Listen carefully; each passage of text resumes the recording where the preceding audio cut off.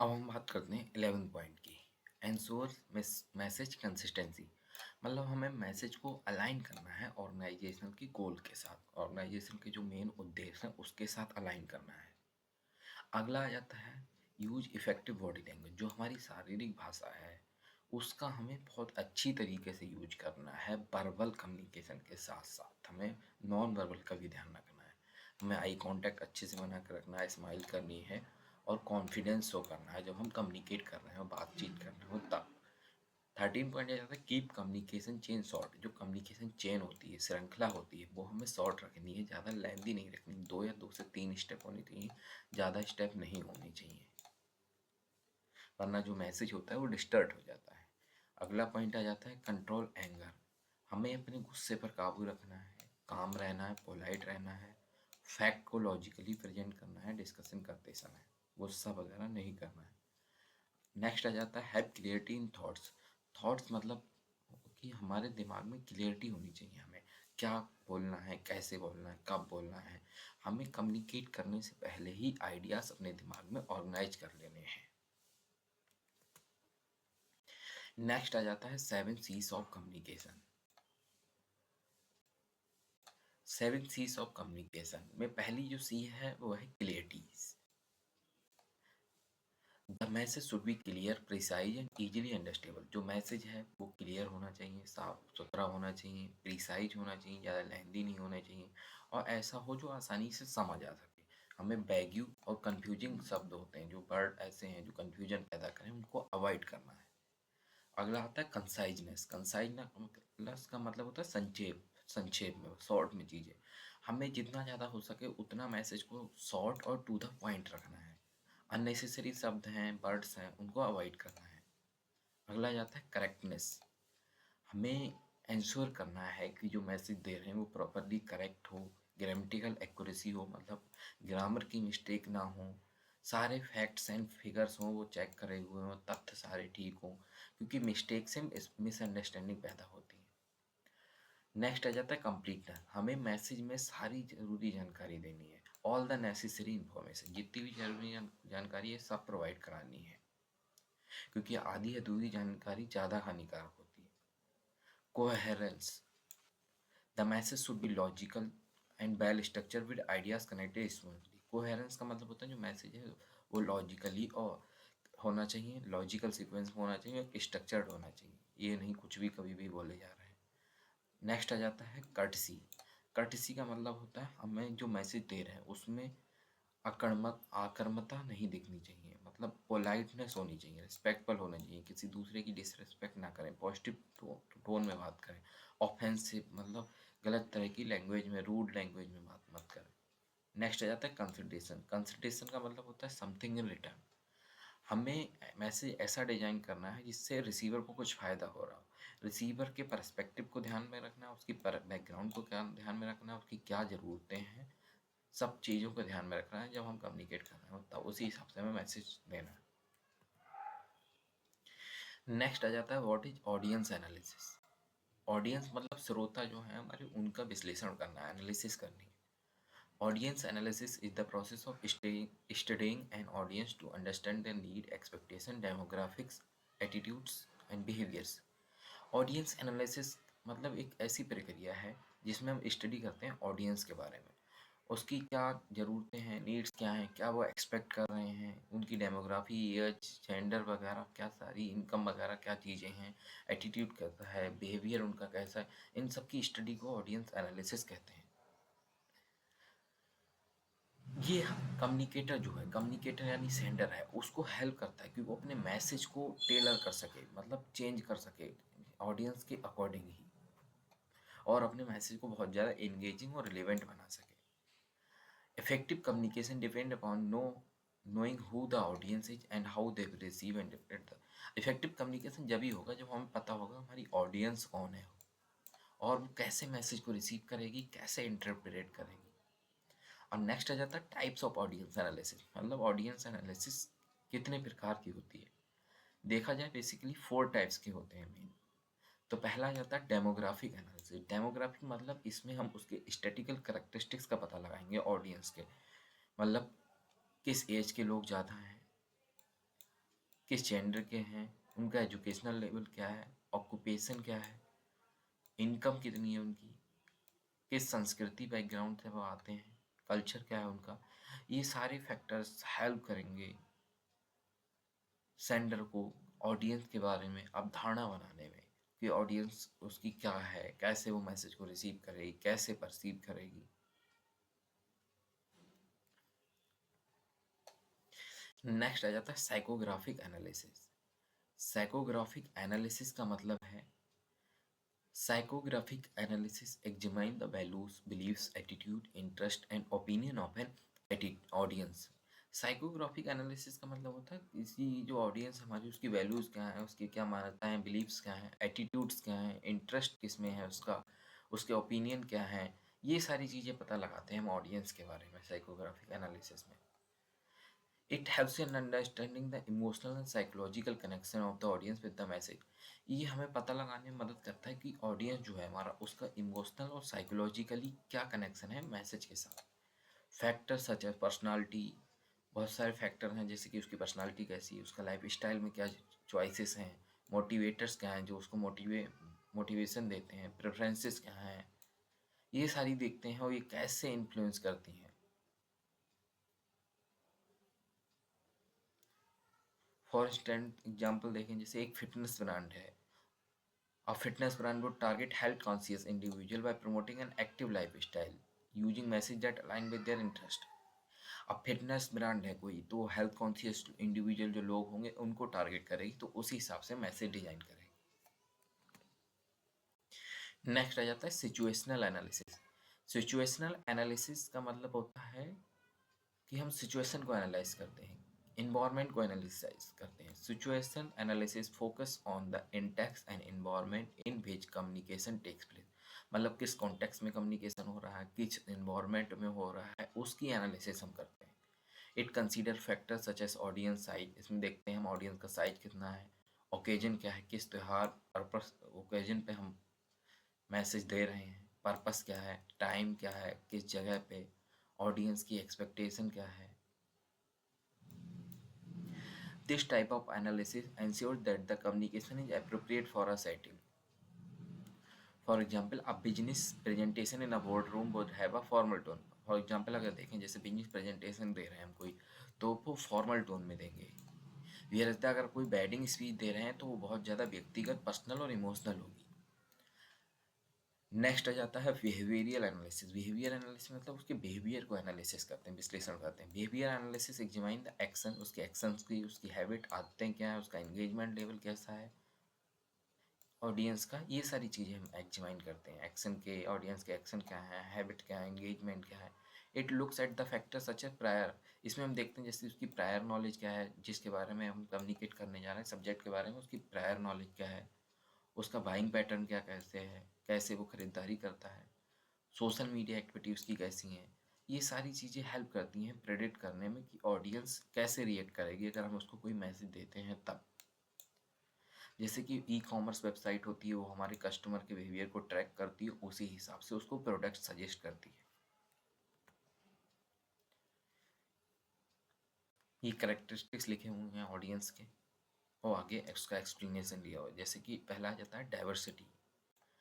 जैसे ऑडियंस जो होती है वो अलग अलग बैकग्राउंड से आती है, अलग अलग कल्चर से आती है, और उसका एक्सपीरियंस भी अलग अलग होता है, अनुभव भी अलग अलग होता है, तो बहुत ज़्यादा डाइवर्सिटी होती है, विभिन्नता होती है। नेक्स्ट आ जाता है size. Larger audience require broader communication while smaller audience allow interaction. जब ऑडियंस बहुत ज़्यादा है, लार्ज है, तब हमें बहुत बड़ा कम्युनिकेशन, ब्रॉडर कम्युनिकेशन चाहिए होगा। लेकिन अब स्मॉलर ऑडियंस है तब interaction, one two one interaction भी हम कर सकते हैं। Knowledge level, the message should match the audience knowledge about the topic. जो मैसेज है ज़्यादा लेंदी ओवर नहीं जाना चाहिए, जितनी ऑडियंस की नॉलेज है उसको मैच करना चाहिए टॉपिक के। एक्सपेक्टेशन मतलब द ऑडियंस एक्सपेक्ट क्या कर रही है, सर्टेन कंटेंट क्या एक्सपेक्ट कर रही है, क्या टोन होनी चाहिए, क्या फॉर्मेट होनी चाहिए।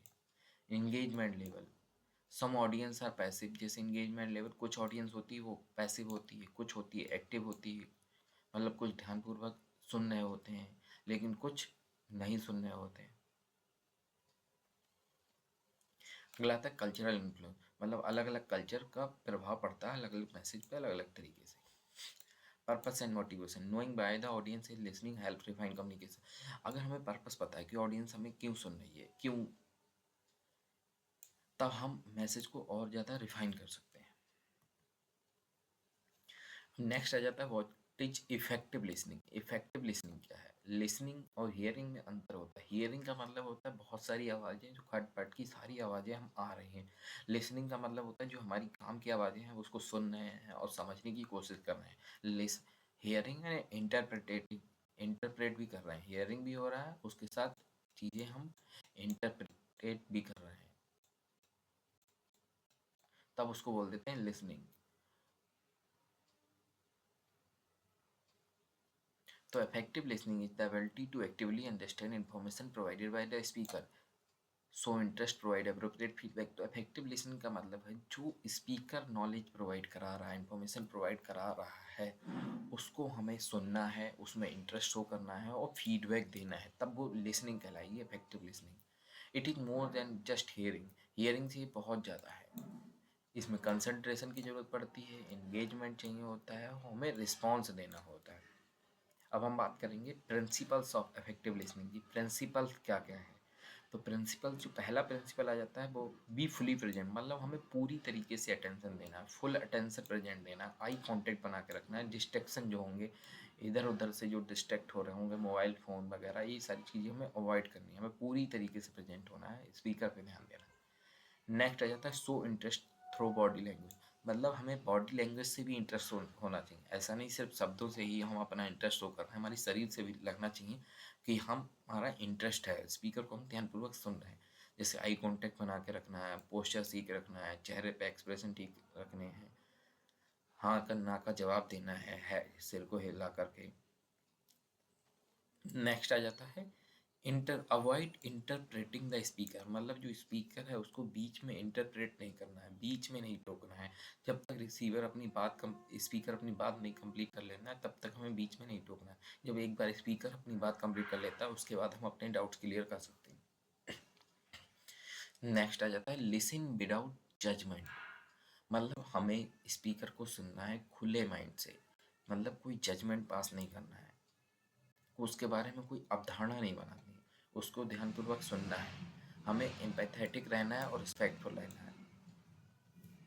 नेक्स्ट आ जाता है आस्क क्लेरिफाइंग क्वेश्चंस, मतलब अगर हमें कोई चीज़ नहीं समझ में आ रही है, if something is unclear ask open ended question, हमें क्वेश्चन पूछने हो to ensure understanding. For example, can you explain that further, क्या आप एक्सप्लेन कर सकते हैं, इसका मीनिंग क्या है, सारी चीज़ें पूछ सकते हैं।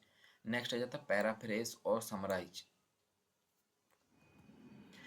रिपीटिंग, पैराफ्रेज और समराइज का मतलब होता है जो स्पीकर ने बातें कही हैं उसको हमें पैराफ्राइज करना है, मतलब अपने शब्दों में लिखना है और नोट्स बनाने हैं।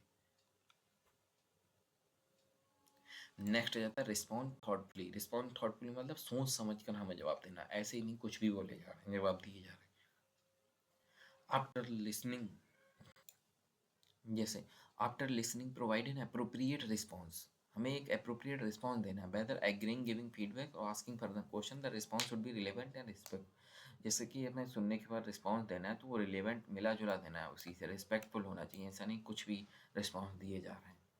अगला आता है कंट्रोल इमोशन रिएक्शन, मतलब हमारे जो हाव भाव हैं, इमोशंस हैं, उसको कंट्रोल करके रखना है, हमेशा काम और कंपोज रहना है। नेक्स्ट आ जाता है focusing on understanding just not replying, मतलब हमें समझने पे ज़्यादा फोकस करना है, ये नहीं सिर्फ जवाब दिए जा रहे हैं, जवाब दिए जा रहे हैं, समझ नहीं रहे हैं कुछ। कॉम्प्रिहेंशन फर्स्ट करना है, पहले कॉम्प्रिहेंड करनी है चीज़ों को, बाद में जवाब देना है। नेक्स्ट आ जाता है प्रोवाइड कंस्ट्रक्टिव फीडबैक, मतलब फीडबैक बहुत ज़्यादा कंपलसरी होता है इफेक्टिव कम्युनिकेशन के लिए। फीडबैक हमें देना चाहिए जो कि हेल्पफुल होता है, क्लियर होता है, रिस्पेक्टफुल। फीडबैक जो होना चाहिए वो हेल्पफुल होना चाहिए, मतलब उसकी स्पीकर की मदद करे, क्लियर होना चाहिए और रिस्पेक्टफुल होना चाहिए। हमें नेगेटिव वर्ड्स वगैरह जो हैं उनको अवॉइड करना है। अब हम बात करेंगे वो सारे फैक्टर्स कौन से हैं जो कि एक लिसनिंग को, इफेक्टिव लिसनिंग को प्रभावित करेंगे, अफेक्ट करेंगे। फैक्टर्स अफेक्टिव लिसनिंग, तो पहला आ जाता है नॉइज एंड डिस्ट्रैक्शन। जो नॉइज वगैरह होती है, शोर हो रहा है या किसी भी और प्रकार की नॉइज हो सकती है। डिस्ट्रैक्शंस हैं, जैसे कि बैकग्राउंड में साउंड आ रही है, इंटर इंटरप्शन है, इससे सबसे फोकस हटता है, तो इससे लिसनिंग प्रभावित होगी। नेक्स्ट आ जाता है पुअर कंसंट्रेशन, मतलब हम ध्यान नहीं दे रहे हैं। लैक ऑफ अटेंशन है, हमारे अटेंशन नहीं दे रहे हैं वहाँ। इमोशनल स्टेट, मतलब हमारी इमोशनल स्टेट, मनोदशा कैसी है, स्ट्रेस है में है, एंगर में है, एक्साइटमेंट में है, इससे सबसे जो लिसनिंग होती है वो ब्लॉक होती है। नेक्स्ट आ जाता है प्री कंसीव्ड नोशन, मतलब पहले से ही हमारे दिमाग में कुछ चल रहा है, जैसे कि वियासिस हो गया, एजम्पशन है, affect how we interpret message, जैसे हमने कोई मन में पहले से ही अवधारणा वगैरह बना रखी है तो वो मैसेज को प्रभावित करेगी। अगला आता है लैक ऑफ इंटरेस्ट, मतलब हमारा इंटरेस्ट ही नहीं उस टॉपिक के, टॉपिक हमें बोरिंग लग रहा है, इसलिए हमारा अटेंशन डिक्रीज होते जा रहा है। अगला था स्पीकर्स क्लियरिटी एंड स्पीड, मतलब स्पीकर्स कैसे बोल रहा है, उसका प्रोनाउंसिएशन कैसा है, फास्ट बोल रहा है, स्लो बोल रहा है, उसके शब्द नहीं समझ में आ रहे हैं, ये सारी चीज़ें प्रभावित करती हैं लिसनिंग को। नेक्स्ट आ जाता है language and accent variation, language मतलब भाषा में है, दो लोग हैं अलग अलग भाषा के, ऑडियंस को हिंदी आती है और स्पीकर है वो इंग्लिश बोल रहा है, तो यहाँ पर लिसनिंग प्रभावित होगी, डिफरेंट लैंग्वेजेस की वजह से आ जाता है। मल्टीटास्किंग, मतलब हम एक समय पे कई काम कर रहे हैं, फ़ोन भी चला रहे हैं, सुन भी रहे हैं, बाहर भी देख रहे हैं, तो इससे अटेंशन डिवाइड हो जाता है और हमारी लिसनिंग प्रभावित होती है। अगला है कल्चरल डिफरेंसेस, मतलब कल्चर संस्कृति में डिफरेंस आता है, दो लोग हैं जो अलग अलग संस्कृति से आते हैं और दोनों के अलग अलग कल्चर हैं, तो उनके नॉर्म्स अलग अलग होंगे, स्टाइल अलग होगा, इससे कम्युनिकेशन लिसनिंग प्रभावित होगी। अगला आ जाता है इंफॉर्मेशन ओवरलोड, मतलब टू मच इन्फॉर्मेशन, ज़रूरत से ज़्यादा इन्फॉर्मेशन दे दें, दो दो घंटे के लंबे लंबे लेक्चर दिए जा रहे हैं, इससे ज़रूरत से ज़्यादा इन्फॉर्मेशन दे देंगे, हम सारी इन्फॉर्मेशन रिटेन नहीं कर सकते हैं और लिसनिंग प्रभावित होगी। अब नेक्स्ट बहुत इंपॉर्टेंट टॉपिक आ जाता है स्वेट एनालिसिस, और उसकी इंपॉर्टेंस क्या है। स्वेट एनालिसिस का मतलब एक प्रकार का विश्लेषण है। स्वेट analysis is a strategic planning tool use to evaluate the, इसमें एक प्लानिंग टूल है, स्ट्रेटेजी बनाने में मदद करता है। एस का मतलब होता है स्ट्रेंथ यानी ताकत, डब्ल्यू का मतलब वीकनेस यानी कमजोरी, अपॉर्चुनिटीज का मतलब अवसर, टी फॉर थ्रेट यानी खतरा। ये सारी चीज़ें होती हैं, एस डब्ल्यू ओ टी, ये बिजनेस की चीज़ें होती हैं। जब हम कुछ प्लानिंग करते हैं ये सारी चीज़ों को एनालिसिस करते हैं। इसमें से कुछ फैक्टर्स जो होंगे, दो इंटरनल होंगे, दो एक्सटर्नल होंगे, दो हमें आंतरिक रूप से पता लगेंगे, दो बाहरी रूप से पता लगेंगे। जैसे स्ट्रेंथ और वीकनेस जो होती हैं ये होती हैं इंटरनल, ये आंतरिक, ये हमारे अंदर होती हैं, बिजनेस के अंदर होती है। ये बिजनेस को पता होता है उसकी क्या ताकत है और उसकी क्या कमजोरी है, ताकत को और बढ़ाना है और कमजोरी को दूर करना चाहता है। हो सकता है किसी बिजनेस की ताकत हो, उसके पास पैसा बहुत है तो उसके पैसे को और बढ़ाना है। हो सकता है किसी बिजनेस की कमजोरी हो, उसका एम्प्लॉय नहीं अच्छे हैं तो उसको एम्प्लॉय को ट्रेनिंग देनी है, मोटिवेट करना है, इंसेंटिव देने हैं जिससे वो और अच्छे से काम करें। ये दो फैक्टर्स हैं, ये आते हैं एक्सटर्नल की वजह से, बाहरी तत्वों से। अवसर होते हैं, हमें लगातार बिजनेस इन्वायरमेंट पे निगरानी रखती होती है, उसमें से जैसे ही कुछ अवसर दिखता है उसका हमें दूसरों से पहले फ़ायदा उठाना होता है, और अगर कोई खतरा आ रहा है, थ्रेट आ रहा है, तो उससे निपटने के लिए हमें तैयारी करनी है। नेक्स्ट आता है importance of sweat analysis. Sweat analysis की इंपॉर्टेंस क्या है, मतलब एक तो हमें स्ट्रेटेजिक प्लानिंग में मदद करता है, दूसरा डिसीजन मेकिंग में हेल्प करता है, निर्णय लेने में मदद करता है, कम्पिटिटिव एडवांटेज दे सकता है, हमारा जो कंपटीटर है उससे ज़्यादा हमें एडवांटेजेस मिलती है। गोल सेटिंग, गोल वगैरह जो है हमारे क्या हैं, केंद्र क्या है, किससे हमें प्राप्त करना है, उसको निर्धारित करने में हेल्प करता है। अवेयरनेस यानी कि अवेयरनेस, जागरूकता फैलाने में मदद करता है। और भी लिख सकते हैं कि हमें ये स्टैंड बनाने में मदद करता है, वीकनेस पता लगाने में मदद करता है, अवसरों का फ़ायदा उठाने में मदद करता है, खतरे को रिमूव करने में मदद करता है, ये सारे भी लिख सकते हैं। ये डायग्राम बना हुआ है इसका, जिससे कि पहला आ जाता है ये इंटरनल स्ट्रेंथ और वीकनेस, एक्सटर्नल अपॉर्चुनिटीज और थ्रेट। बी ये हेल्पफुल होते हैं, स्ट्रेंथ जो है हमारी, और अपॉर्चुनिटीज हैं ये हेल्पफुल होते हैं, और हार्मफुल कौन कौन से होते हैं जैसे वीकनेस और थ्रेट, ये हार्मफुल होते हैं। अब नेक्स्ट आ जाता है कि रिज्यूमे क्या है। Resume is a formal document that provides a concise summary of a person's education, work experience, skill and achievement. Resume एक प्रकार का डॉक्यूमेंट होता है जिसमें जो व्यक्ति है उसकी क्या एजुकेशन है, क्या उसका वर्क एक्सपीरियंस है, क्या उसकी स्किल्स हैं, क्या अचीवमेंट हैं, और भी बहुत सारी किस्में उनका इंटरेस्ट है, उसकी पर्सनल इन्फॉर्मेशन वगैरह, ये सारी चीज़ें समरी फॉर्म में दी होती हैं। It serve as the marketing tool use when applying for a job. ये एक मार्केटिंग टूल की तरह काम करता है। अगर हमें कहीं जॉब चाहिए तो हम अपना सीवी भेजेंगे वहाँ, वो हमारी सीवी देखेंगे, अगर उनको अच्छा लगेगा तब वो हमें कॉल करके बुला लेंगे। तो रिज्यूमे एक प्रकार की समरी होती है किसी व्यक्ति की एजुकेशन के बारे में, एक्सपीरियंस क्या है उसका, स्किल कितनी है और अचीवमेंट क्या क्या उसने प्राप्त किया है और कहाँ कहाँ उसने इंटर्नशिप कर रखी है। कि अगर एक अच्छा रिज्यूमे है तो वो जल्दी पता लगाने में मदद करता है रिक्रूटर को कि ये पोजीशन के लिए व्यक्ति फिट होगा कि नहीं होगा। जनरली देखा जाए तो 1 से 2 पेजेस का ही होता है, इससे ज़्यादा लेंदी नहीं होता। अब क्या क्या एलिमेंट्स होने चाहिए रिज्यूमे में, एक रिज्यूमे में, तो इस प्रकार का एक डॉक्यूमेंट होता है। जैसे उसमें उसकी पर्सनल इन्फॉर्मेशन होती है, कैरियर की उसके ऑब्जेक्टिव क्या हैं या फिर समरी दी होती है, एजुकेशन मतलब क्या कर रखा है उसने, BA, BSc, BCom, MCom, MA क्या कर रखा है, इसके बारे में सारी नॉलेज होती है। उसका वर्क एक्सपीरियंस कितना है, उसकी स्किल क्या क्या है, टेक्निकल स्किल आती है, कोई सॉफ्ट स्किल, कंप्यूटर चलाना आता है नहीं आता है, अचीवमेंट अवार्ड उसको कौन कौन से मिले, कौन कौन से उसने प्रोजेक्ट कर रहे हैं, इंटर्नशिप कर रहे हैं कॉलेज टाइम में, क्या क्या एक्स्ट्रा करिकुलर एक्टिविटीज उसको आती हैं, कोई रेफरेंस, रेफरेंस का मतलब होता है कोई 2 व्यक्तियों के नाम जो लोकल के हों, जिससे उनके बैकग्राउंड के बारे में चेक करा जा सके, वेरीफाई करा जा। नेक्स्ट आ जाता है व्हाट इज इंटरव्यू। इंटरव्यू क्या है? An interview is a structured conversation between an interviewer and a candidate to assess skill, qualification, and suitability for a job or opportunity. It is commonly used in recruitment, research, journalism, and academic setting. मतलब interview 2 लोगों के बीच में होता है, एक interviewer होता है, दूसरा कौन होता है? एक हो गया इंटरव्यूअर, दूसरा कौन हो गया? इंटरव्यू। इंटरव्यू मतलब कैंडिडेट जो इंटरव्यू दे रहा है, इंटरव्यूअर इंटरव्यू ले रहा है। जनरली जॉब इंटरव्यू लिए जाते हैं जो व्यक्ति को जज करने के लिए कि ये व्यक्ति जॉब के लिए सूटेबल है कि नहीं।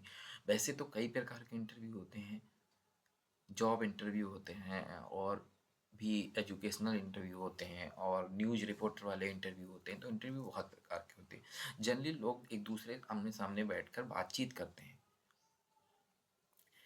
इंटरव्यू भी एक से ज़्यादा, इंटरव्यूअर भी एक से ज़्यादा हो सकते हैं और इंटरव्यूई भी एक से ज़्यादा हो सकते हैं, जिसमें दो आमने सामने लोग बैठते हैं और एक दूसरे के बारे में जानते हैं।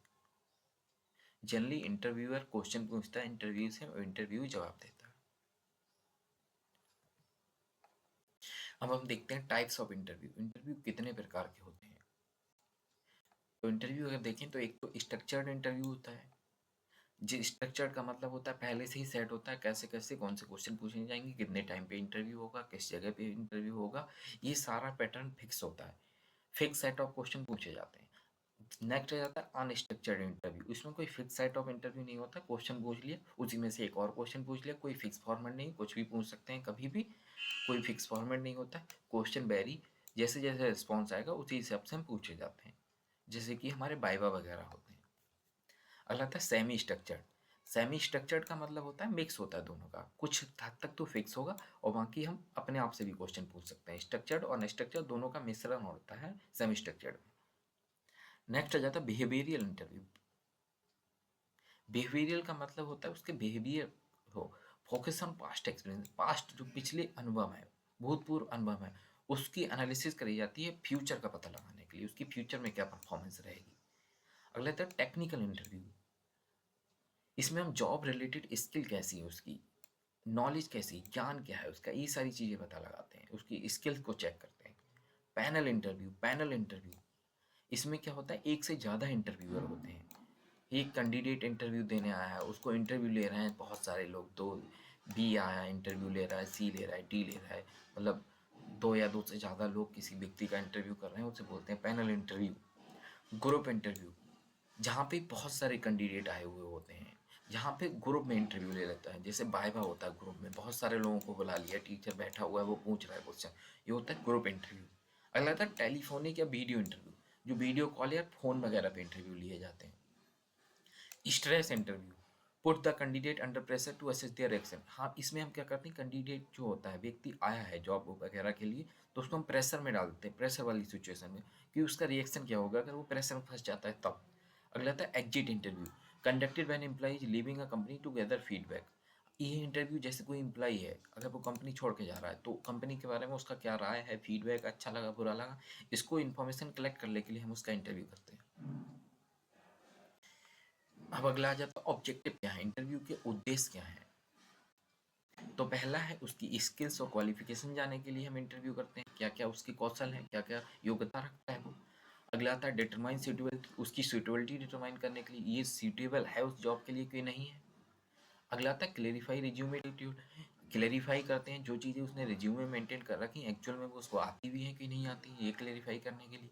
नेक्स्ट आ जाता है अंडरस्टैंड कैंडिडेट पर्सनालिटी, जो रिज्यूमे आया है उसमें लिखी हुई चीज़ें उसकी पर्सनालिटी तो नहीं पता लग सकते थे, उसका बिहेवियर वगैरह कैसा है, तो ये हम उसको उसकी पर्सनालिटी के बारे में पता लगाते हैं, उसका कॉन्फिडेंस लेवल क्या है, उसका एटीट्यूड क्या है। अगला आता है प्रोवाइड जॉब इन्फॉर्मेशन, इसलिए और हम इंटरव्यू करते हैं जिससे हम जॉब के बारे में इन्फॉर्मेशन दें, क्या काम करना है उसको, कितने बजे आना है, कितना टाइम देना होगा, कब सैलरी है, ये सारी चीज़ें हम जॉब से रिलेटेड प्रोवाइड कराते हैं।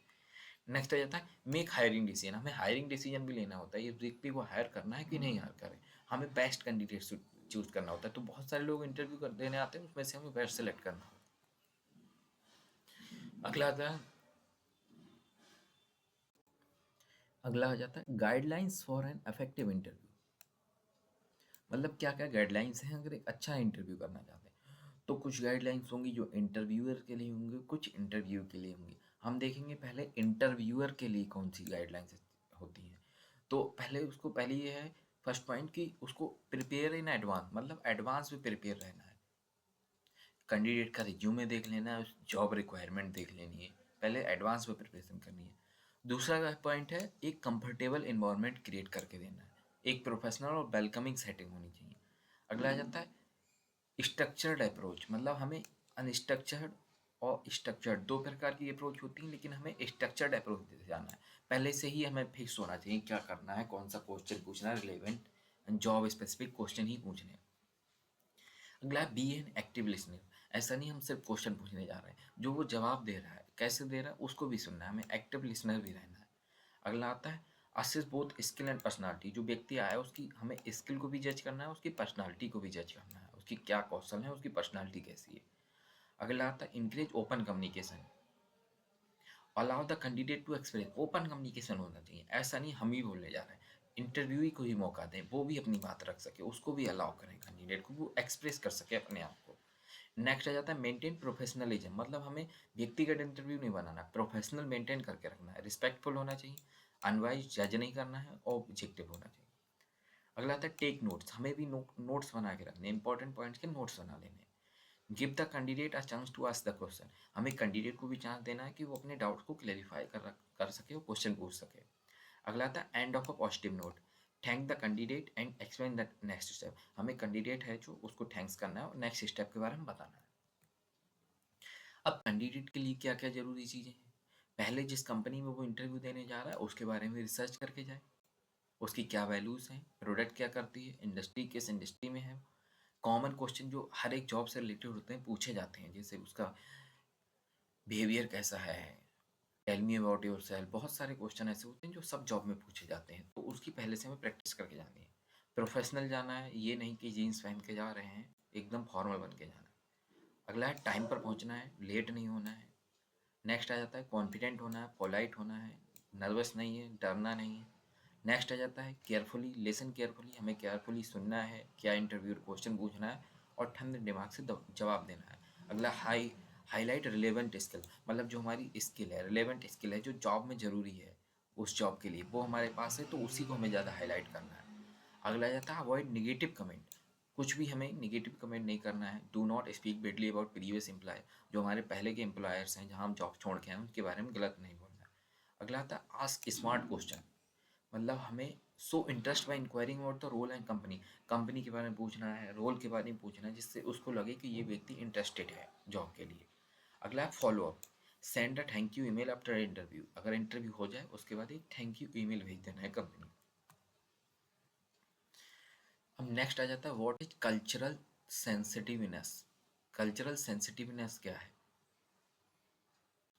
तो cultural sensitiveness refers to the awareness, understanding and respect for the cultural differences, मतलब जैसे 2 या 2 से ज़्यादा लोग, जैसे किसी कंपनी हम जॉब्स करते हैं, वहाँ अलग-अलग बैकग्राउंड से लोग आते हैं, अलग-अलग कल्चर से आते हैं। कोई हिंदू होगा, कोई मुस्लिम होगा, कोई सिख होगा, कोई ईसाई होगा, कोई नॉर्थ से आ रहा है, कोई साउथ से आ रहा है, कोई इंडिया का है, कोई बाहर का है, कोई और देश का है। तो अलग-अलग कल्चर होते हैं, किसी को हिंदी आती है, किसी इंग्लिश आती हैं। तो अलग-अलग व्यक्ति होते हैं, अलग-अलग कल्चर से आते हैं, उसकी बिलीफ्स अलग होंगी, वैल्यूज़ अलग होंगी, कस्टम्स अलग होंगे, उनका कम्युनिकेशन करने का स्टाइल अलग-अलग होगा। तो हमें सबको वैल्यू देनी है, एक दूसरे की रिस्पेक्ट करनी है, एक दूसरे को कल्चर को समझने की कोशिश करनी है, संवेदनशील होना चाहिए एक दूसरे के कल्चर के प्रति। ऐसा नहीं डिसरिस्पेक्ट करे जा रहे हैं। किसी को हिंदी नहीं आती तो उसको हिंदी समझानी है या हमें उसको हिंदी में बात करनी है। तो जैसी जैसी व्यक्ति की ज़रूरत है उस अकॉर्डिंग हमें अपने में भी चेंजेस करने चाहिए, एक दूसरे के कल्चर को समझना। It means being sensitive to how people from different culture. हमें सेंसिटिव रहना है कि पीपल डिफरेंट कल्चर से अलग अलग कैसे आते हैं, हम कैसे बिहेव करते हैं, कैसे कम्युनिकेशन है। हम बिना किए उन्हें जज किए, हमें उन्हें ऑफेंड नहीं करना है, मतलब उन्हें वो हमसे नाराज़ ना हो, उनको जज नहीं करना है। In international communication, cultural sensitivity is essential to ensure that the message is delivered and understood correctly and respectfully. जो इंटरनेशनल अंतर्राष्ट्रीय संप्रेषण हम करते हैं उसमें कल्चरल सेंसिटिविटी बहुत ज़्यादा इंपॉर्टेंट होती है, अगर हमें मैसेज करेक्टली पहुंचाना है और रिस्पेक्टफुली पहुंचाना है तब। अब देखें रोल इंटरनेशनल कम्युनिकेशन, रोल क्या होता है इंटरनेशनल कम्युनिकेशन। जो कल्चरल सेंसिटिवनेस है वो प्रमोट करती है पहले तो इफेक्टिव कम्युनिकेशन को, मिसअंडरस्टैंडिंग को प्रिवेंट करती है इन ग्लोबल इंटरेक्शन, मतलब इफेक्टिव कम्युनिकेशन को प्रमोट करते हैं कल्चरल सेंसिटिवनेस। और दूसरा ट्रस्ट, भरोसा वगैरह बिल्ड करने में, गुडविल, अच्छी इमेज वगैरह बनाने में मदद करती है। दूसरा कॉन्फ्लिक्ट, जो लड़ाई झगड़े होते हैं उसको अवॉइड करने में मदद करती है। नेक्स्ट आ जाता है इम्प्रूव बिजनेस नेगोशिएशन, जो बिजनेस के मोल भाव नेगोशिएट कर रहे हैं, जो डीलिंग हो रही है उसको इम्प्रूव करने में मदद करती है। अगला था इंकरेज इंक्लूसिवनेस, इंक्लूसिवनेस सबको मिलजुल कर काम करने में, ले को मिलजुल कर काम करते हैं इसको इंक्रेज करती है। डाइवर्स टीम, जो अलग अलग टीम है उसको एकत्रित करने का काम करती है। Enhance global collaboration, global collaboration मतलब बेटर टीम वर्क, हम सारे लोग जो होते हैं ग्लोबली होते हैं, मिलजुल कर काम करते हैं अच्छी तरीके से। अडेप्ट कम्युनिकेशन स्टाइल, एडजस्ट मतलब हम भी एडजस्ट कर सकते हैं अपनी लैंग्वेज को, एंड टोन एज नीडेड, मतलब जब भी हमें ज़रूरत पड़ती है तो हम अपनी भाषा या फिर टोन को एडजस्ट कर सकते हैं, हम अपने कम्युनिकेशन स्टाइल को, बातचीत करने के तरीकों को एडजस्ट कर सकते हैं। अगला आता है रिस्पेक्ट कल्चरल नॉर्म्स, हम एक दूसरे के कल्चरल नॉर्म्स जो होते हैं, कल संस्कृति के रूल्स, नियम, कायदे कानून है उसको रिस्पेक्ट करते हैं, मेंटेन एटिकेट बना के रखते हैं और ट्रेडिशंस को फॉलो करते हैं। अगला आ जाता है सपोर्ट्स एथिकल कम्युनिकेशन, मतलब हमें एम्पैथी शो करनी है और रिस्पेक्टफुल होना है। एम्पैथी का मतलब होता है दूसरे की जगह पर, मतलब उसकी जगह पे अपने आप को रखकर सोचना है। दूसरा था बूस्ट, लास्ट आ जाता है बूस्ट ग्लोबल ब्रांडिंग, मतलब इससे हमारी जो ब्रांड है, ग्लोबल ब्रांड, ब्रांड की इमेज ग्लोबली अच्छी हो जाती है। इम्प्रूव इंटरनेशनल रेपुटेशन, मतलब अभी हमारी जो देश में हमारी इमेज अच्छी है, अब अंतर्राष्ट्रीय स्तर पर हमारी जो कंपनी की इमेज है वो अच्छी हो जाएगी। अब नेक्स्ट आ जाता है मॉडर्न फॉर्म ऑफ कम्युनिकेशन, मतलब मॉडर्न फॉर्म में जो कम्युनिकेशन अलग अलग तरीके से हो रहा है। तो modern form of communication refer to the advance digital and electronic method, मतलब जो इलेक्ट्रॉनिक डिवाइसेस की मदद से जो कम्युनिकेशन हो रहा है, डिजिटली हो रहा है, मोबाइल से कर रहे हैं, लैपटॉप से कर रहे हैं।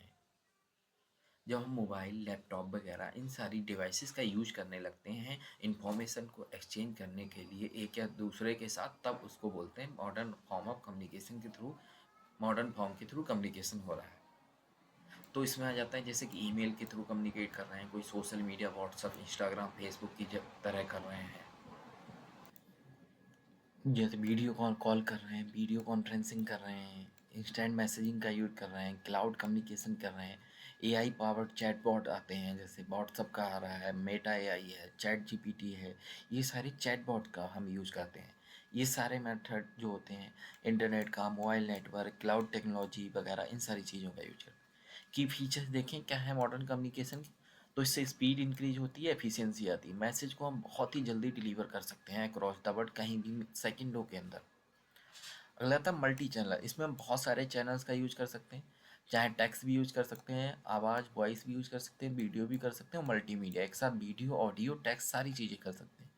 अगला आता है इंटरएक्टिविटी, मतलब enables real time engagement and collaboration. Interactivity enables real time engagement and collaboration, मतलब हम रियल टाइम जैसे आमने सामने हो इंगेज हो सकते हैं ऐसे। Global connectivity eliminate geographical, global connectivity possible है इसमें। जो जोग्राफिकल बॉर्डर्स हैं उन सबको एलिमिनेट करता है, हम जोग्राफिकल बॉर्डर्स को हटाकर बातचीत कर सकते हैं। अगला तो ऑटोमेशन एंड एआई, हम बॉट्स का ऑटोमेटेड रिस्पॉन्स वगैरह का यूज कर सकते हैं जिसमें कोई पर्सन नहीं बैठा है, एआई अपने आप सारे जवाब दे रहा है, हम कुछ क्वेश्चन पूछते हैं सामने से ऑटोमेटिकली जवाब आ जाता है। Modern form of communication is widely in business education, modern form of communication है जो बिजनेस में यूज करा जा रहा है, शिक्षा में यूज करा जाता है, हेल्थ केयर में यूज करा जाता है, गवर्नमेंट यूज करती है, और बहुत जगह पर्सनल व्यक्तिगत इंटरेक्शन में भी हम यूज करते हैं। अब इसमें जो पहला जाता है वो आ जाता है इलेक्ट्रॉनिक मेल, इलेक्ट्रॉनिक मेल यानी कि ईमेल। ईमेल क्या है? ईमेल की फुल फॉर्म है इलेक्ट्रॉनिक मेल। एक डिजिटल मैसेजिंग सिस्टम है जो कि अलाउ यूजर करता है कि सेंड कर सकें, वो टेक्स्ट भेजना चाहें, कोई इमेज भेजना चाहें, कोई डॉक्यूमेंट भेजना चाहें, या फिर मल्टीमीडिया फाइल्स भेजना चाहें इंटरनेट के माध्यम से, तब वो ईमेल के माध्यम से भेज सकते हैं, चाहे वो व्यक्ति कहीं भी बैठा हो। ईमेल जो होती है पर्सनल और प्रोफेशनल दोनों जगह यूज करी जाती है। अब अगला जो आ जाता है फीचर्स क्या है कम्युनिकेशन के। फीचर्स, पहली फीचर्स है फास्ट कम्युनिकेशन है, मतलब तेज़ी से होता है बहुत ज़्यादा, सेकंडों में हम ईमेल भेज सकते हैं। नेक्स्ट आ जाता है इसमें हम टेक्स्ट के साथ साथ हम अटैचमेंट भी कर सकते हैं, कोई भी इमेज ऐड कर सकते हैं, कोई भी वीडियो फाइल ऐड कर सकते हैं, कोई भी पीडीएफ ऐड करके मैसेज के साथ भेज सकते हैं। CC carbon copy, BCC blind copy, जिससे कभी कभी हमें एक से ज़्यादा लोगों को मैसेज भेजना, ईमेल भेजना होता है, तब हम उनका जो ईमेल एड्रेस सीसी में डाल देंगे जितने लोगों का, तो उनको भी ईमेल चला जाएगा। लेकिन अगर बीसीसी में डालेंगे तब जो ईमेल गया है तब वो दूसरों लोगों को नहीं दिखेगा कि और कितने लोगों को ईमेल भेजा गया। जैसे यहाँ 10 लोगों को भेजा है तो 10 लोगों को भेजा, पता होगा कि किन को ईमेल जा रहा है। अगर उन 10 लोगों के नाम बीसीसी में डाल दिए जाएं तो आपस में वो लोग नहीं जान पाएंगे कि और किस किस को ईमेल भेजा गया है। ये होता है बीसीसी और सीसी में अंतर। नेक्स्ट आता है स्पैम फिल्टरिंग, जो स्पैम मैसेज आते हैं लगातार एक जैसे मैसेज आते रहते हैं, ईमेल उसको फिल्टर कर देता है email. Auto reply in forwarding, इसमें ऑटो रिप्लाई का भी ऑप्शन होता है और फॉरवर्ड कर सकते हैं आए हुए मैसेज को हम आगे। सिक्योरिटी एंड सिक्योरिटी होती है, इसमें इंक्रिप्शन होता है, कोडेड भाषा में मैसेज को भेज सकते हैं। सेंसिटिव डाटा वगैरह जो है उसको प्रोटेक्ट करा जा सकता है। Cloud storage and integration, email sir stored, email जो होते हैं वो सर्वर पे स्टोर हो जाते हैं और कभी भी हम उनको एक्सेस कर सकते हैं कहीं भी बैठकर। एडवांटेजेस क्या हैं ईमेल की अगर हम देखें तो एडवांटेज, एक तो कॉस्ट इफेक्टिव है, इसमें कोई खर्चा नहीं आता, लागत नहीं आ जाता, सिंपल एक अकाउंट बनाना है बस, कोई चार्जेस नहीं देने। टाइम सेविंग है, समय की बचत हो जाती है, ग्लोबल रीच, दुनिया में कहीं भी भेज सकते हैं, रिकॉर्ड रहता है, सर्वर पे डेटा सेव रहता है, इको फ्रेंडली है, पेपर की वेस्टेज नहीं होती है। डिसएडवांटेज क्या है ईमेल की, कभी कभी स्पैम बहुत ज़्यादा आते हैं, फिशिंग अटैक हो सकता है, हमारा ईमेल हैक हो सकती है, ओवरलोड ऑफ इन्फॉर्मेशन हो जाती है, बहुत सारे ईमेल्स आ जाते हैं तो इंपॉर्टेंट ईमेल भी छूट जाते हैं कभी कभार। इंटरनेट की डिपेंडेंसी है, इंटरनेट के बिना हम नहीं भेज सकते हैं इसमें, और एक डिवाइस चाहिए होगी। मिस इंटरप्रिटेशन, कभी कभी नॉन वर्बल क्यूज में लीड टू, कोई भी नॉन वर्बल क्यूज होते हैं उसमें तो उससे मिसअंडरस्टैंडिंग हो जाती है क्योंकि सामने वाला क्लैरिफाई नहीं कर सकता डाउट इमीडिएट। नेक्स्ट आ जाता है यूजेस कहाँ कहाँ होते हैं ईमेल्स के। Uses of emails in business communication, जैसे ऑफिशियल कॉरस्पॉन्डेंस भेजनी हो, मार्केटिंग या प्रमोशन के लिए यूज करना हो, कोई भी डॉक्यूमेंट शेयर करना हो, कोई भी रिपोर्ट इनवाइस वगैरह बिल भेजना हो, कस्टमर सपोर्ट करना हो, कस्टमर की कोई हेल्प करनी हो, क्वेरी हो, जवाब हो, कंप्लेंट आई हो उसका जवाब देना हो। इंटरनल कम्युनिकेशन, मतलब कंपनी के अंदर बातचीत करनी हो तब भी हम ईमेल का यूज कर सकते हैं। नेक्स्ट आ जाता है instant messaging and chatbot applications. Instant messaging refer to the real time text based communication, इसमें हम टेक्स्ट बेस्ड मतलब टेक्स्ट से शब्दों का यूज करके बातचीत करते हैं टेक्स्ट के माध्यम से बिटवीन इंडिविजुअल और group using the internet connected device, मतलब अकेला व्यक्ति हो जो ग्रुप है जो इंटरनेट यूज कर रहे हैं उसी के माध्यम से हम बातचीत करते हैं ग्रुप के साथ। Chat application enhance instant messaging bye incorporating voice, अब इसमें क्या हो गया है, एप्लीकेशन और ज़्यादा इन्हेंस हो गई। अब वॉइस का भी फीचर आ गया, वीडियो का भी आ गया, फाइल भी हम शेयर कर सकते हैं, जैसे कि जूम है इसका एग्जांपल। जूम पे हम मीटिंग करते हैं, फाइल भी शेयर कर सकते हैं। और भी बहुत सारे हैं, जैसे गूगल का आ जाता है, गूगल मीट है, इसमें हम बातचीत भी कर सकते हैं, वॉइस भी शेयर कर सकते हैं, वीडियो भी शेयर कर सकते हैं और फाइल भी शेयर कर सकते हैं। पॉपुलर IM चैट एप्लीकेशन देखेंगे तो व्हाट्सअप हो गया, टेलीग्राम हो गया, माइक्रोसॉफ्ट टीम्स हो गई, स्लैक्स हो गए, ये सारे एग्जाम्पल हैं। नेक्स्ट आ जाता है वीडियो कॉन्फ्रेंसिंग क्या है और वेब मीटिंग क्या है।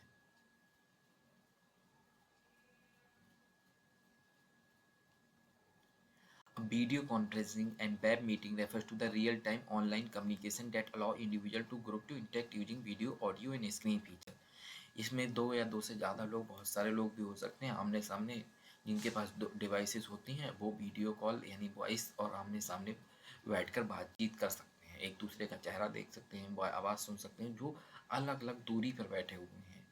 एक दिल्ली बैठा हुआ है, एक बरेली बैठा हुआ है, तो वो लोग आपस में बातचीत कर सकते हैं वीडियो कॉन्फ्रेंसिंग के माध्यम से।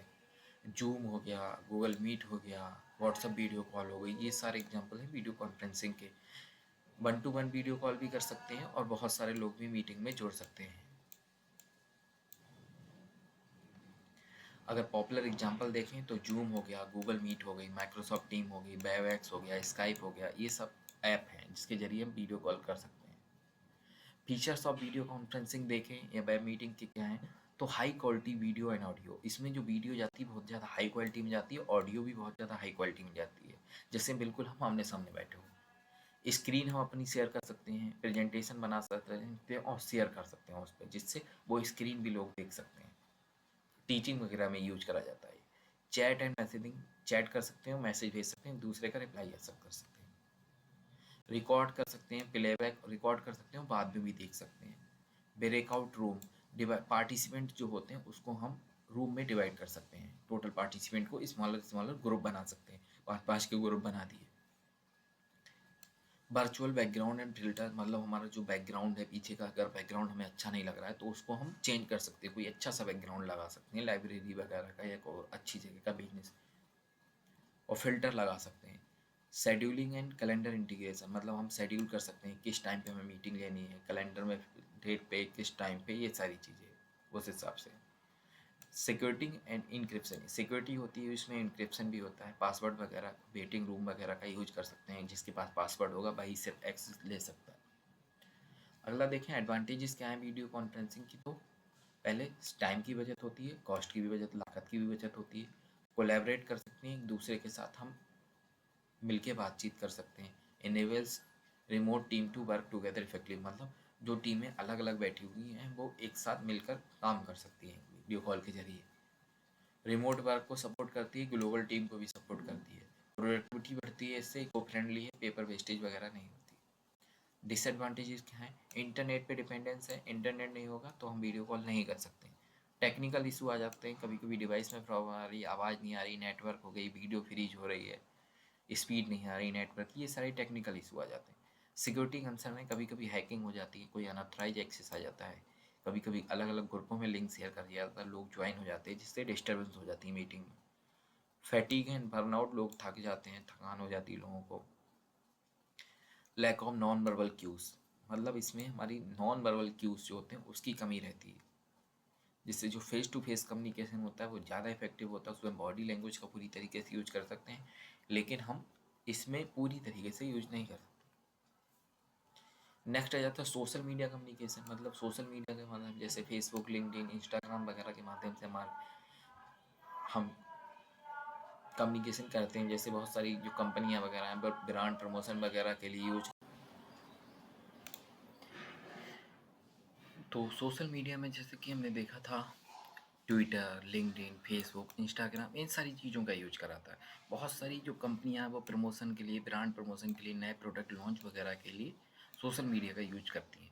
अगला आता है cloud based communication. Cloud based communication का मतलब होता है बहुत सारी क्लाउड स्टोरेज स्पेस हैं, जैसे गूगल ड्राइव हो गया, ड्रॉप बॉक्स हो गया, वन ड्राइव हो गया, इन सब पे हम अपनी फाइल शेयर करते हैं, वहाँ से और लोग एक्सेस कर सकते हैं इसको, तो इससे भी कम्युनिकेशन होता है। अगला था ब्लॉग्स एंड वेबसाइट। बहुत सारी कंपनियां हैं वो अपने ब्लॉग या फिर वेबसाइट बना के रखती हैं जहाँ पे वो कस्टमर वगैरह हैं, उसके कर्मचारी हैं, स्टेक होल्डर्स हैं, उनके साथ इंटरेक्शन करती है, मतलब कम्युनिकेशन बैठाती है। तो वहाँ पर वो नए प्रोडक्ट जो हो गए लॉन्च कर रही है, कस्टमर सपोर्ट हो गया या फिर कंपनी के बारे में जानकारी सारी वेबसाइट पे अवेलेबल होती है। तो इसमें एसईओ यानी सर्च इंजन ऑप्टिमाइजेशन और डिजिटल मार्केटिंग स्ट्रेटेजीज का भी यूज करा जाता है।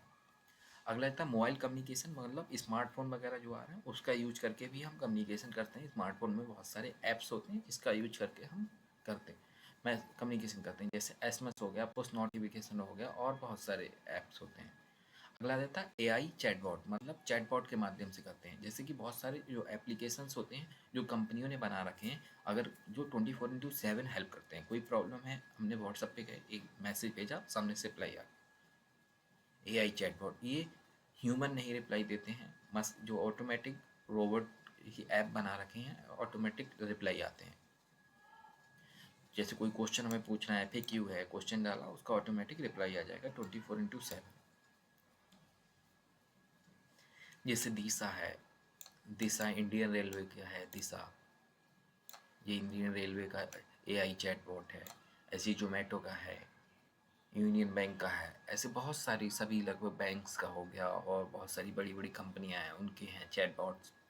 अगला था virtual reality, VR and AR augmented reality, use for interactive business presentation, product demonstration and training program. मतलब जहाँ पे हम प्रेजेंटेशन देनी हो, डेमोस्ट्रेशन देना हो या लोगों को ट्रेनिंग देनी हो, जैसे कि रियल टाइम एक्सपीरियंस देना हो। प्रोडक्ट जैसे लेंस कार्ड पे चश्मा को हम लगा के देख सकते हैं, रियल इस्टेट में घर को पेंट करके देख सकते हैं, टाइल्स लगा करके देख सकते हैं वर्चुअली मोबाइल में, तो ये सारे आ जाते हैं। अगला जब इंटरनेट के माध्यम से कम्युनिकेशन होता है, अगर देखें बैकबोन है इंटरनेट, जो है बैकबोन है मॉडर्न कम्युनिकेशन की। ये इनेबल करता है बिजनेस को कम्युनिकेट कर सकें ग्लोबली इंटरनेट के माध्यम से, वॉइस वेब के माध्यम से, सोशल मीडिया माध्यम से और अदर प्लेटफॉर्म के माध्यम से। अभी कहा जाता है इंटरनेट। इंटरनेट का मतलब होता है एक ऑर्गेनाइजेशन है, उसी के अंदर उसने अपना नेटवर्क बना रखा है, तो उसके अंदर जो कम्युनिकेशन हो रहा होगा उसे बोलते हैं इंटरनेट। इंटरनेट का मतलब एक प्रकार का प्राइवेट नेटवर्क है जो कि ऑर्गेनाइजेशन के अंदर होता है,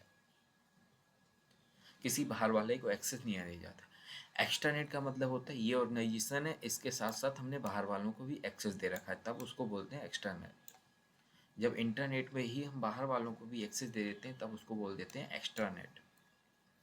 अब आ जाता है फैक्स, फैक्स ट्रांसमिशन, फैक्स वगैरह भेजे जाते हैं, पहले देखा होगा कोई भी डॉक्यूमेंट इधर प्रिंटर में रखते हैं, उधर वो निकल जाता है जाके दूसरे प्रिंटर से। A method of transmitting scan document bye telephone line, telephone lines के थ्रू हम स्कैन डॉक्यूमेंट को किसी दूसरी जगह भेजते हैं, जैसे लीगल में हो गया, हेल्थ केयर में हो गया, गवर्नमेंट सेक्टर में, ये सारी चीज जो फैक्स का हम यूज करते थे, अब फैक्स का यूज कम हो गया।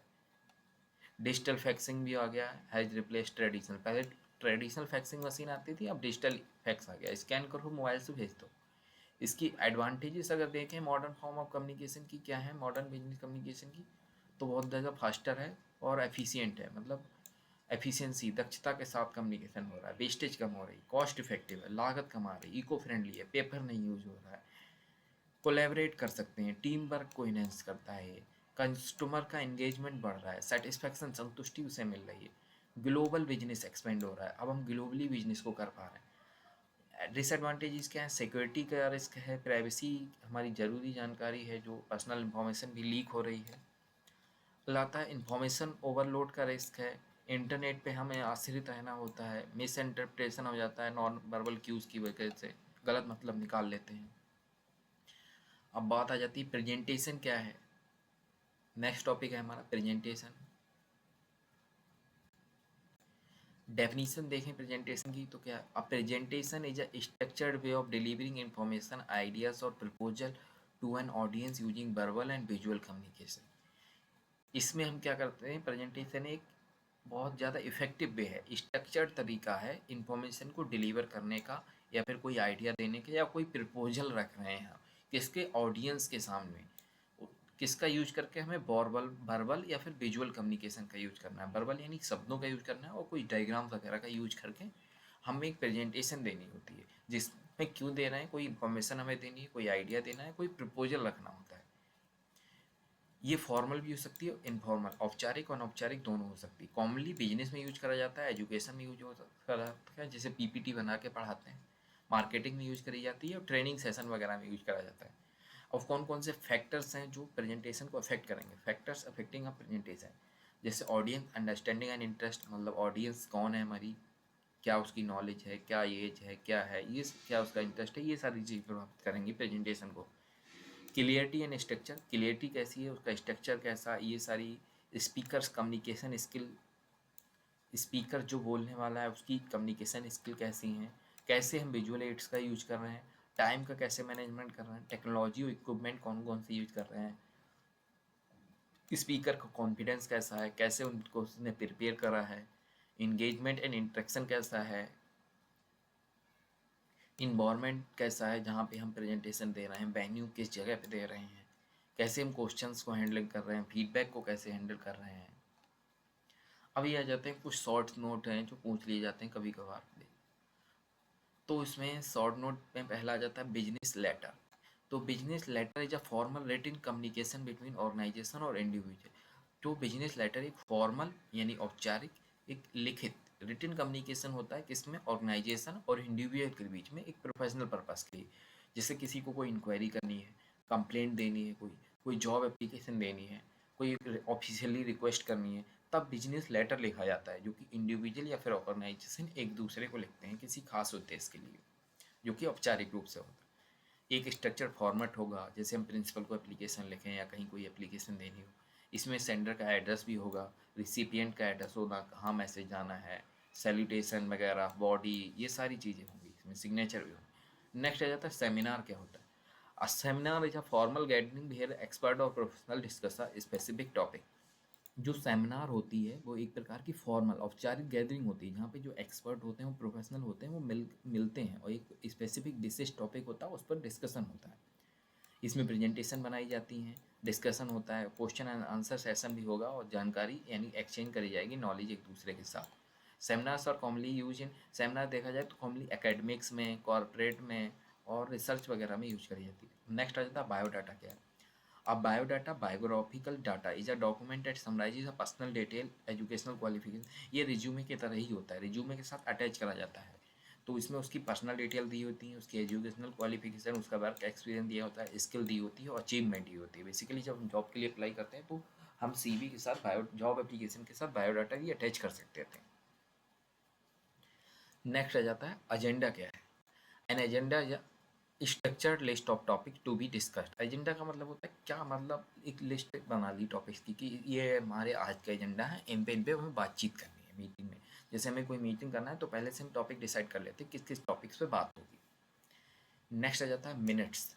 Minutes of a meeting are formal written record of what was discussed and decided during a meeting. जैसे कोई मीटिंग हुई तो उस समय मीटिंग के मिनट्स बना लिए, नोट्स बना लिए, बेसिकली फॉर्मल रिटन के होते हैं, मतलब औपचारिक रिटन रूप में ही होंगे, बनाए जाएंगे कि मीटिंग कब हुई, किस डेट को हुई, क्या टाइम था, कौन कौन अटेंड करा था उसको, क्या क्या एजेंडाओं पे डिस्कशन हुआ था, क्या क्या मेन डिस्कशन था, डिसीजन क्या लिए गए, क्या क्या एक्शन लिए गए, इस सब की समरी बना लेते हैं। बेसिकली एक ऑफिशियल डॉक्यूमेंट होता है मिनट्स। कॉन्फ्रेंस, कॉन्फ्रेंस भी सेमिनार की तरह ही होती है। कॉन्फ्रेंस या लार्ज फॉर्मल, सेमिनार छोटे लेवल पर होता है लेकिन कॉन्फ्रेंस बहुत बड़े लेवल पर होती है, लार्ज फॉर्मल मीटिंग होती है, बहुत सारे लोग आते हैं इसमें, जो कि एक स्पेसिफिक विशिष्ट फील्ड से रिलेटेड होती है, जहाँ पे लोग गैदर होते हैं, रिसर्च के बारे में हो सकता है, इनोवेशन के बारे में हो सकता है। कॉन्फ्रेंस में इंक्लूड की नोट स्पीचेस, इसमें स्पीचेस भी हो सकती हैं, पैनल डिस्कशन भी हो सकता है, लोग वर्कशॉप भी हो सकती हैं और नेटवर्क सेशन भी होता है। नेक्स्ट आ जाता है राइटिंग स्किल्स। राइटिंग स्किल्स क्या है? Writing skill refers to the ability to communicate ideas clearly and effectively through written text. Writing skill का मतलब होता है हम कितनी इफेक्टिवली लिखकर आइडिया या मैसेज को क्लियरली कम्युनिकेट कर सकते हैं दूसरे के साथ, वो कहलाती है राइटिंग स्किल। राइटिंग स्किल ज़रूरी होती है, ईमेल के लिए भी ज़रूरी होती है, रिपोर्ट लिखने में ज़रूरी होती है, बिजनेस लेटर लिखने में ज़रूरी होती है और बहुत सारे प्रोफेशनल डॉक्यूमेंट में ज़रूरी होती है। Good writing include, good writing का मतलब होता है क्लियरिटी होनी चाहिए, कंसाइजनेस होनी चाहिए, ग्रामर ठीक हो, स्ट्रक्चर हो और कोहेरेंस हो। अब लगातार पैरा लैंग्वेज क्या है, तो paralanguage refers to the non verbal elements of the communication. जो पैरा लैंग्वेज है वो नॉन वर्बल लैंग्वेज है, एलिमेंट्स है कम्युनिकेशन का, नॉन वर्बल का ही एक पार्ट है। इसमें हम टोन, पिच, वॉइस, वॉल्यूम वगैरह ये सारी चीज़ें चेक करते हैं। ये लाइक लैंग्वेज है, एक्चुअल में भाषा नहीं है, बस लाइक है, भाषा की तरह ही है। नेक्स्ट आ जाता है होल कम्युनिकेशन। होल कम्युनिकेशन क्या, whole communication refer to the complete process of communication involving. Whole communication मतलब आ जाता है कंप्लीट प्रोसेस कम्युनिकेशन का। जैसे उसमें वर्बल भी आ जाता है, शाब्दिक, अशाब्दिक, नॉन वर्बल भी आ जाता है, रिटन भी आ जाता है, और डिजिटल कम्युनिकेशन। जब सारे मिला के हम कम्युनिकेशन करते हैं उसको बोलते हैं whole communication. It ensure that the message is delivered effectively through multiple channel. इसमें बहुत सारे चैनल का यूज करते हैं हम, जिससे कि मैसेज को इफेक्टिवली डिलीवर कर सकें, लीडिंग टू द, जिससे बेटर अंडरस्टैंडिंग होगी और एंगेजमेंट अच्छा होगा। स्पीच, स्पीच क्या है, स्पीच इज अ फॉर्मल और informal oral presentation. Speech formal भी हो सकती है, इनफॉर्मल भी हो सकती है, मतलब औपचारिक स्पीच भी देते हैं, औपचारिक स्पीच भी होती देती हैं।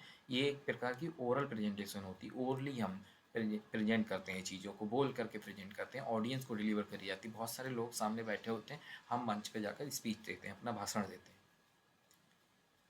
अगर हमें इफेक्टिव स्पीच देनी है तो हमें बॉडी का लैंग्वेज अच्छी होनी चाहिए, हमारा कॉन्फिडेंट बॉडी लैंग्वेज होनी चाहिए, इंगेजिंग कंटेंट हमें देना चाहिए, ऐसा नहीं लोगों को बोर कर दें, ऑडियंस का इंटरेक्शन होना चाहिए, ऑडियंस ध्यानपूर्वक सुने। नेक्स्ट आ जाता है self development. Self development refers to the continuous process of improving one's skill, knowledge and personality. Self development एक ऐसी प्रक्रिया है जिसमें लगातार अपनी हम स्किल को, अपने ज्ञान को, अपनी पर्सनालिटी को इम्प्रूव करते रहते हैं। It include enhancing communication skill, मतलब अपनी कम्युनिकेशन स्किल को इनहेंस करना है, लीडरशिप एबिलिटीज़ को इन्हेंस करना है, इमोशनल इंटेलिजेंस को इन्हेंस करना है, अपनी पर्सनल ग्रोथ करनी है, इमोशनल इंटेलिजेंस अच्छी होनी चाहिए, लीडरशिप एबिलिटीज अच्छी करनी है, कम्युनिकेशन स्किल बढ़ानी है।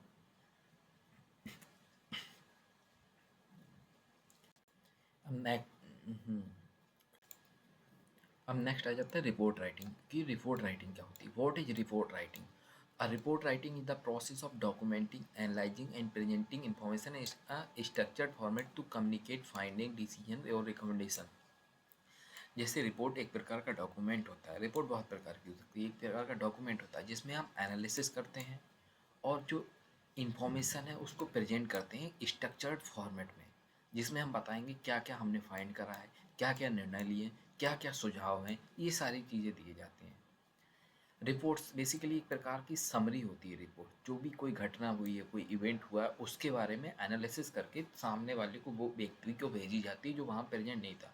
अगर कोई व्यक्ति है उस घटना के समय नहीं प्रेजेंट था, उसको वो कह देगा मुझे रिपोर्ट ला कर दो, तो एक व्यक्ति जाएगा, उसकी पूरी रिपोर्ट बनाएगा, क्या हुआ, कैसे हुआ, क्या सुझाव हैं, ये सारी चीज़ें ला के दे देगा। रिपोर्ट्स बिजनेसेस में यूज करी जाती हैं, एकेडमिक्स में भी यूज करी जाती हैं, सरकार भी यूज करती है इसको। अब टाइप्स देखें बिजनेस रिपोर्ट कितने प्रकार की होती है, तो पहला आ जाता है बेस्ड ऑन पर्पस, उद्देश्य, यानी पर्पस के आधार पर। तो उद्देश्य कई हो सकते हैं, हर एक रिपोर्ट के अलग अलग उद्देश्य होते हैं। तो पहला पर्पस देखें तो इन्फॉर्मेशनल रिपोर्ट होती है। इन्फॉर्मेशनल रिपोर्ट का मतलब होता है provide facts and data without analysis.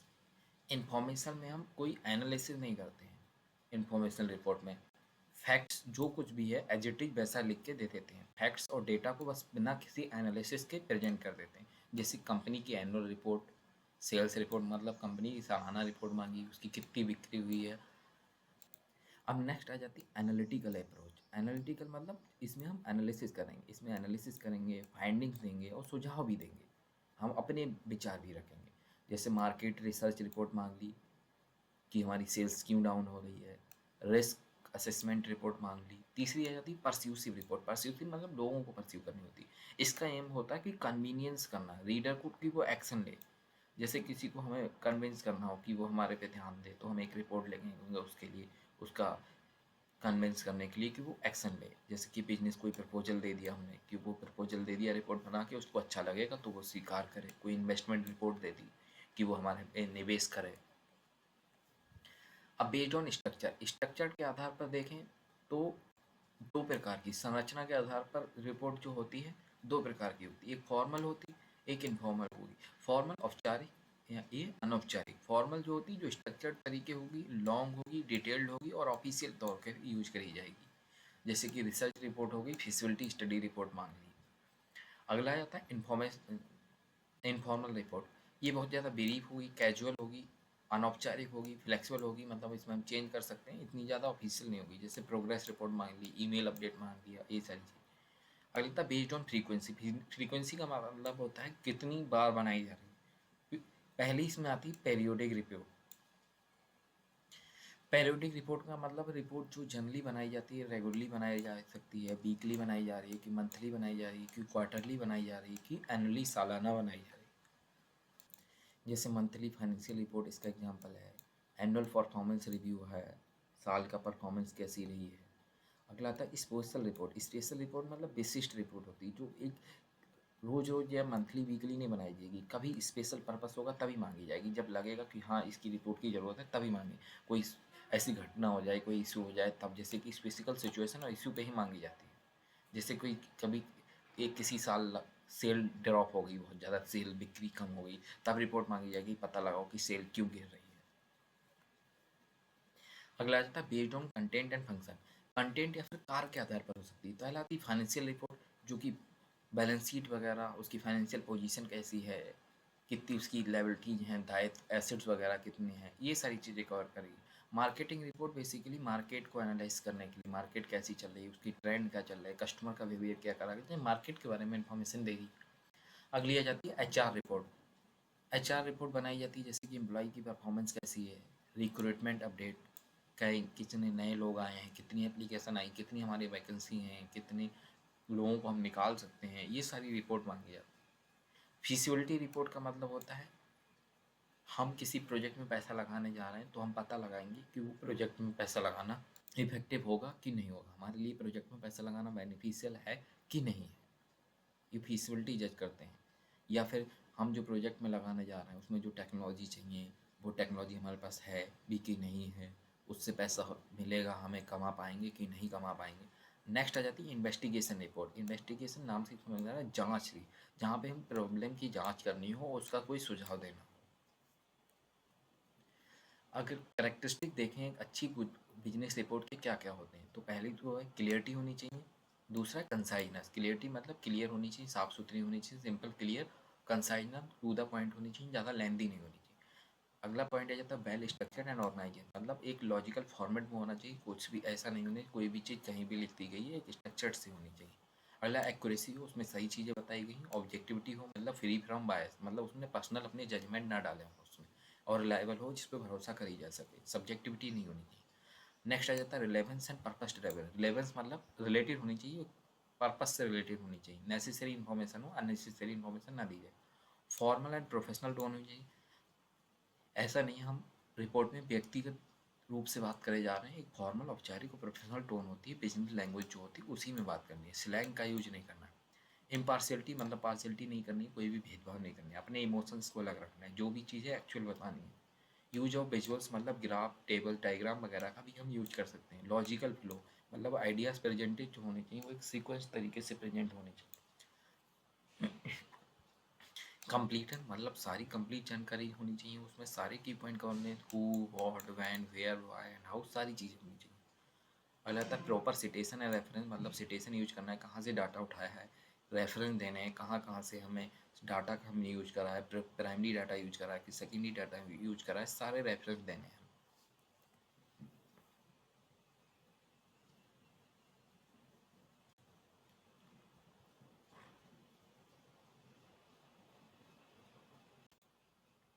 Next आ जाता है क्या क्या मेन पॉइंट हमें ध्यान में रखने हैं जब हम रिपोर्ट लिखेंगे, तब main point to be consider in report writing. Define the purpose, मतलब पर्पस डिफाइन कर दो। Clearly state why the report is being written, clearly define कर दो कि रिपोर्ट क्यों लिखी जा रही है। नेक्स्ट आ जाता है नो द ऑडियंस, हमें पता होना चाहिए हमारी ऑडियंस कौन है, किसके पास ये रिपोर्ट जानी है। यूज अ प्रॉपर स्ट्रक्चर, मतलब हमें एक स्ट्रक्चर यूज करना है, पहले टाइटल देना है, फिर समरी देनी है, फिर इंट्रोडक्शन देना है, फिर फाइंडिंग देनी है, कंक्लूजन देना है और रिकमेंडेशन देनी है। एक प्रॉपर फॉर्मेट से चलना है, ऐसा नहीं समरी पहले करती, टाइटल बाद में दे रहा है, इंट्रोडक्शन कहीं जा रहा है, ये सारी चीज़ें नहीं करनी। अगला क्लियरिटी होनी चाहिए और कंसाइजनेस होनी चाहिए। ऑब्जेक्टिविटी होनी चाहिए, सब्जेक्टिविटी नहीं होनी चाहिए। एक्यूरेसी, करेक्ट डाटा होना चाहिए। एक लॉजिकल फ्लो फॉलो करना चाहिए हमें। विजुअल एड्स का यूज करना है, प्रोफेशनल टोन में रहना है। एविडेंस का मतलब सबूतों के आधार पर चीज़ें कहनी, सबूत का यूज करके सपोर्ट करना है। कुछ भी बात कही है तो उसका हमें बताना है कहाँ से मैंने बातें पता लगी है। रिव्यू एंड प्रूफ रेड होनी चाहिए। चेक ग्रामर देखो, उसको बार बार रिव्यू करो, क्लियरिटी चेक करो, फैक्चुअल एक्यूरेसी चेक करो। अगर आपको वीडियो अच्छा लगा हो तो लाइक करें, शेयर करें और सब्सक्राइब करें।